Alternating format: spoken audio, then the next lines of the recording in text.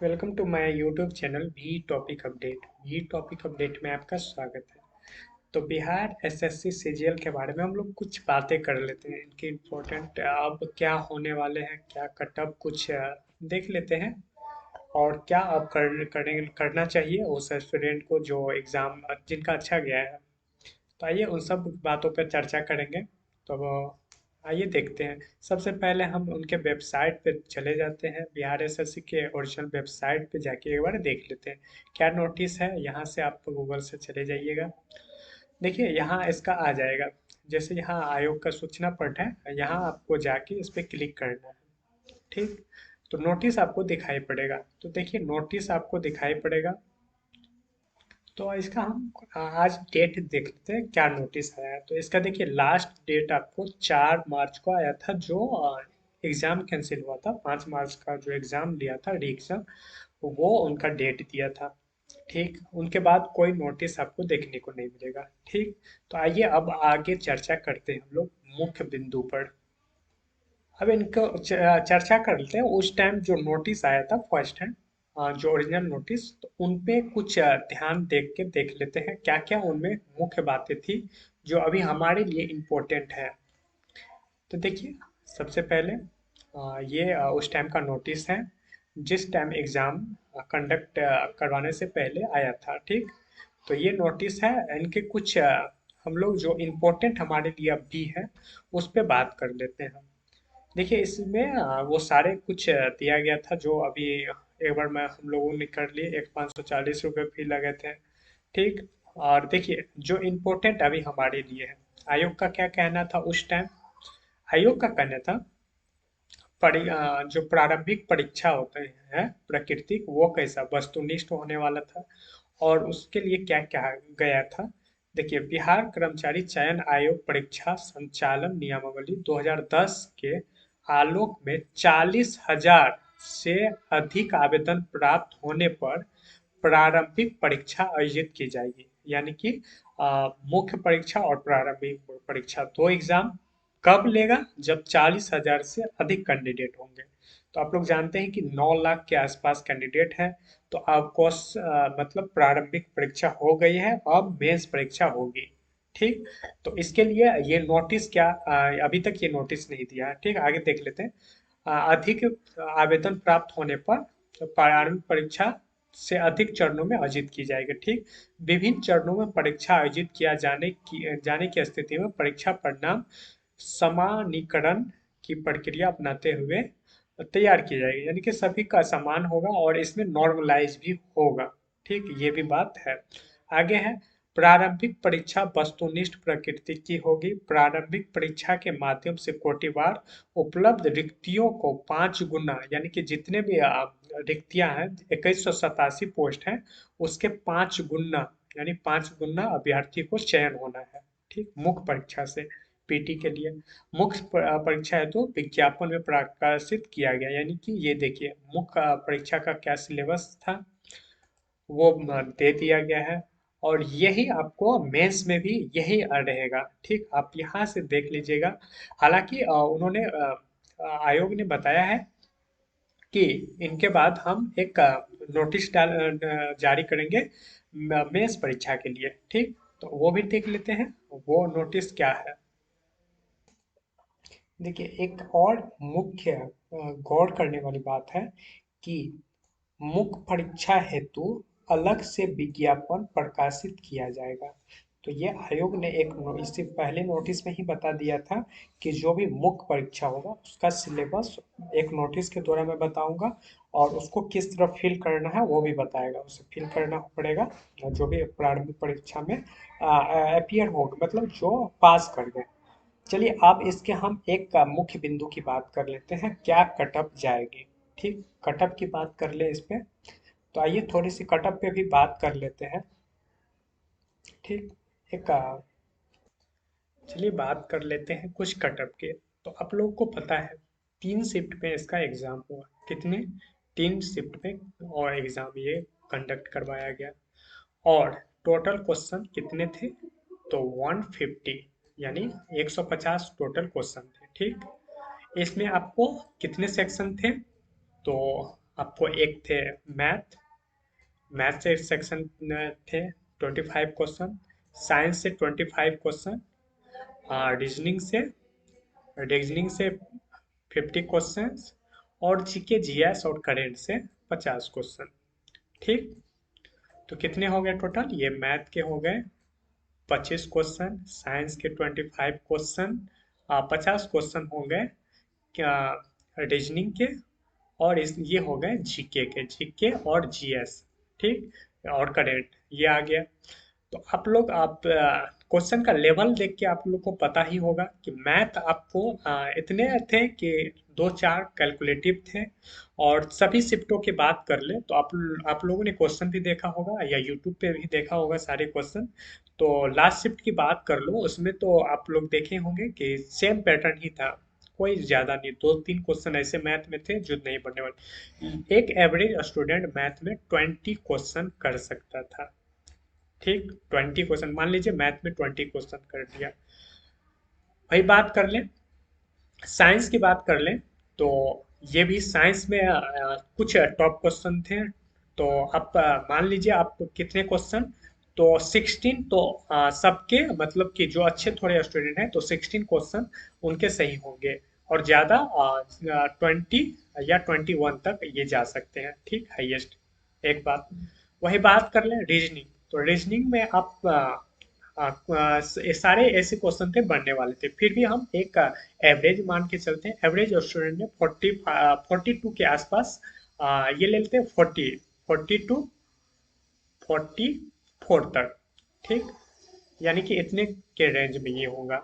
और ये मैथ का भी रेंज ले ले तो ये 18 to 22 तक ले लेते हैं। ठीक, तो ये रेंज में हो गया।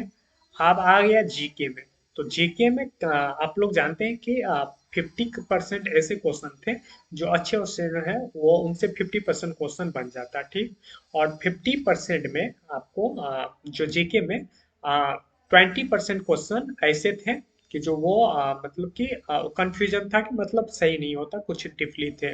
तो इसमें अगर मान ले जीके में आप लेके चले, तो जीके में कितने क्वेश्चन आप लोग टारगेट कीजिएगा, तो 30 के आसपास आप लोग कर सकते हैं टारगेट। ठीक, एवरेज मैं मान रहा हूँ। ये आप ले लीजिए 25 to 35 रेंज ले सकता हूँ इसका। अब सबको हम कैलकुलेशन कर लेते हैं, तो देखिए इसमें 40 और 25 कितने हो गए, 65 हो गए ये, और ये हो गए 18 36 38 ये हो गए। तो इसको जोड़िएगा, तो एक 10, तो यानी 103 के आसपास आ रहा है। तो 103 के पास एक एवरेज स्टूडेंट का स्कोर होना चाहिए। ठीक, और नेगेटिव काट के, मैं नेगेटिव काट के बात कर रहा हूँ। आप जैसे नेगेटिव की बात कर लें, नेगेटिव कोई भी स्टूडेंट है तो और उसमें आपको जैसे कि आप अटेम्प्ट की बात कर लें तो 130 क्वेश्चन के आसपास अटेम्प्ट किए होंगे, और उसमें नेगेटिव तो गया ही होगा 14 to 20 के पास नेगेटिव हम मान लें। तो अगर किसी भी स्टूडेंट का, यानी कि एवरेज स्टूडेंट है 103 और हाईएस्ट स्टूडेंट है 115 यानी 115, तो इस बीच में ही आपको देखने को मिलेगा, यानी 103 से 115 के बीच में कट ऑफ स्कोर रहने वाला है। अगर किसी स्टूडेंट का 115 के आसपास अगर इसका स्कोर जा रहा है, रो स्कोर, तो वो अपना प्रिपरेशन तैयारी रखें। तैयारी किस लिए? वो जो मेंस के लिए है, वो जो पीटी सिलेबस है उसी के अकॉर्डिंग मेंस का तैयारी करें। ठीक, ये बात थी। आइए कुछ एक और डाटा देख लेते हैं हम। तो आगे देखिए, एक अड्डा 24 का एक गूगल पे जाइएगा तो सर्च कीजिएगा सिलेबस के बारे में, तो उसका एक डाटा मैं दिखा देता हूँ। ठीक, आइए इसके फ्री का जो भी थे डाटा, जो फ्री का जो पूछे गए थे वो तो ये, तो इसका कुछ डाटा था, देख लीजिए। अड्डा 24 का जो डाटा था, इसका सिलेबस की बात कर लेते हैं मेंस का। ठीक, मेंस में देख लेते हैं क्या क्या सिलेबस इसका रहने वाला है। देखिए मेंस में आपको किस तरह का असेसमेंट देखने को मिलेगा। देखिए सबसे पहले आपको मिल जाएगा आपको हिंदी लैंग्वेज। तो अभी आप लोग तैयारी कर दीजिएगा, मतलब कि थोड़े आधे घंटे 1 घंटे हिंदी का, मतलब सिर्फ पढ़ने का। इस कारण से क्योंकि वो क्वालिफाइंग नेचर का होगा, और उसमें अगर आप अगर पास नहीं करते हैं तो वो आपका मेंस का जो पेपर होता है, सेकंड पेपर, वो आपका जांच ही नहीं होगा। तो उसके लिए आपको पेपर वन में जो हिंदी लैंग्वेज का होगा उसमें क्वालिफाइंग करना मतलब बहुत ही मैंडेटरी है। तो ये देखिए 100 क्वेश्चन होंगे इसमें, और 2 आवर्स 15 मिनट का ये होगा, ठीक। और ये 400 मार्क के होंगे। वही बात कर लेंगे पेपर सेकंड की, तो इसमें भी वही सेक्शन से 3 सेक्शन, यानी 4 सब्जेक्ट से 3 सेक्शन, 50 50 50 150 क्वेश्चन टोटल। और ये 600 मार्क का होगा। इसमें भी टाइम 2 घंटे 15 मिनट का दिया जाएगा। जनरल स्टडीज, जनरल साइंस और मैथ 50 क्वेश्चन रहेंगे, और रीजनिंग के 50 क्वेश्चन। आगे इसमें क्या है, इसका सिलेबस है, तो वो हम लोग बात कर लेते हैं। देखिए सिलेबस की बात कर लेंगे वो डिटेल से। तो जो पहले था मेंस में, पीटी में, वही मेंस में भी आपको देखने को मिलेगा, ठीक। टॉपिक की बात कर लें, जैसे साइंस में तो फिजिक्स केमिस्ट्री बायो से रहेंगे आपको, फिजिक्स केमिस्ट्री बायो और ज्योग्राफी, ठीक। और वही मैथ्स से तो average, percentage, time and work, ये सारे जो है जो अर्थमेटिक के जो थे ये चैप्टर वही रहेंगे। तो आपको जैसे आप तैयारी कर रहे थे, एक आप अभी से या सेट प्रैक्टिस कर सकते हैं। वीक में 1 2 रोज सेट लगाइए, कोई पब्लिकेशन का मेंस का जो आया होगा, या पीटी का भी आप लोग अभी लगा सकते हैं, क्योंकि उसी बेस पे रहेगा, ठीक। और डिस्कशन अच्छे से कीजिएगा। जिनका एक 110 के आसपास अगर सही हो रहा है तो वो अभी तैयारी में लग जाइए, ठीक। और वही जो होगा साइंस का जो जनरल स्टडीज का जो है, ये सारे टॉपिक देख लीजिएगा आप। विज्ञान साइंस के जो थे वो, मैथ के, तो आप अभी से रीजनिंग पे भी वर्क करना स्टार्ट कीजिए। तो ये सारे चीज़ें आप लोगों ने तो पीटी में देख ही लिया, और मेंस में आपको इसी तरह से देखने को मिलेगा, लेकिन थोड़ा सा लेवल हाई रहेगा इससे, पीटी के मुकाबले थोड़ी सी लेवल हाई रहेगी, तो थोड़ी सी डीप में आप लोग को जाना पड़ेगा। तो उसके लिए आप एक बार एनसीईआरटी भी पढ़ सकते हो। और अभी मान लीजिए कि अभी डेट, अभी इन्होंने, आयोग ने अभी तक कोई नोटिस नहीं दिया, तो मान के चलते हैं कि कोई भी एग्जाम के बाद 2 से 2 मंथ लेते ही हैं आपको वो एग्जाम का मतलब मार्क्स, या मतलब कि रिजल्ट देने में। तो आप लोग 2 महीने तक, तो आप लोग 2 महीने के बाद ही ये मान के एग्जाम की तैयारी कीजिए कि 2 महीने बाद एग्जाम होनी है। और बिहार का तो थोड़ी सी रवैया तो कमजोर है, तो इस वजह से डेट आगे भी जा सकती है, ठीक। तो हाँ, इस सारे चीज़ों से आप लोग क्या सेटिस्फाइड हुए हैं और क्या क्या करना है, वो आप लोग अपने अनुसार कर लीजिएगा। और मेरा तो एक ही मकसद था आप लोगों से कि बातचीत करना, कि इनके अलावे और क्या करना है। अगर आयोग का कोई नोटिस आता है सिलेबस रिगार्डिंग क्या होता है, तो वो अपडेट मैं करते रहूँगा। अगर वीडियो अच्छा लगे तो लाइक और सब्सक्राइब जरूर कर लीजिएगा, और कमेंट करके जरूर बताइएगा कि कैसा लगा वीडियो। थैंक यू, मिलते हैं नेक्स्ट वीडियो में।